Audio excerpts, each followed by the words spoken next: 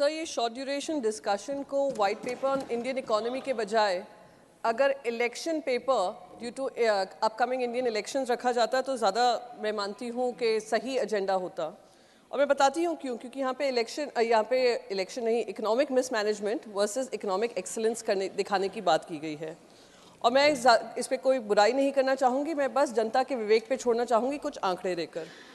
जो nominal GDP था, growth था जीडीपी का, 2004 टू 14 में 14.95% था। 2014 टू 24 नरेंद्र मोदी जी के काल में 10.31% है। जीडीपी ग्रोथ रेट जो है 6.8% था यूपीए एरा में, मनमोहन सिंह जी के समय पे, और इनके समय में 5.9% है। फिस्कल डेफिसिट जो था 4.7% था यूपीए कार्यकाल में, और एनडीए के कार्यकाल में 5.1% है। तो मिसमैनेजमेंट और एक्सीलेंस में जो डिफरेंस है मैंने बताने की कोशिश की है। 4 स्तंभ पे 2014 में नरेंद्र मोदी जी देश के प्रधानमंत्री बनकर आए थे। महंगाई की मार, नारी पर अत्याचार, भ्रष्टाचार और युवा बेरोजगार।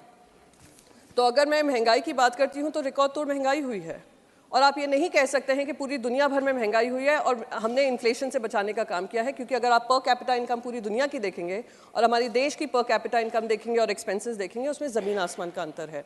एलपीजी में 120% महंगाई बढ़ी है, पेट्रोल में 37%, डीजल पे 64%, मस्टर्ड ऑयल पे 59%, आटा पे 59%, दूध पे 71%, ये महंगाई बढ़ी है।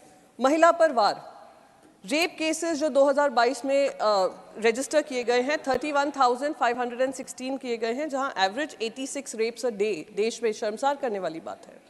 और कन्विक्शन रेट 27.4% ही है। भ्रष्टाचार की बहुत बात हुई।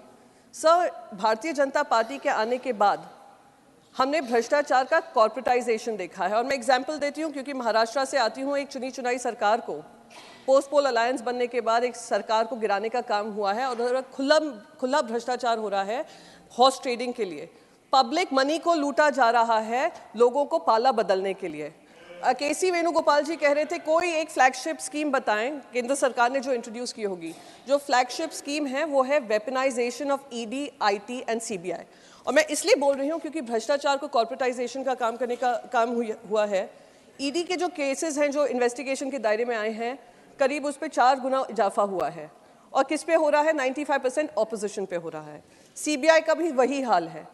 कन्विक्शन रेट आप उसमें देखेंगे तो 4% से कम है। तो दिखाता है ये पॉलिटिकली मोटिवेटेड केसेस हैं, लोगों का पाला बदलने का काम है, और जो लोग भ्रष्टाचारी इनके साइड में आ जाते हैं उनको वॉशिंग मशीन में धो दिया जाता है। उसका वेपनाइजेशन हुआ है।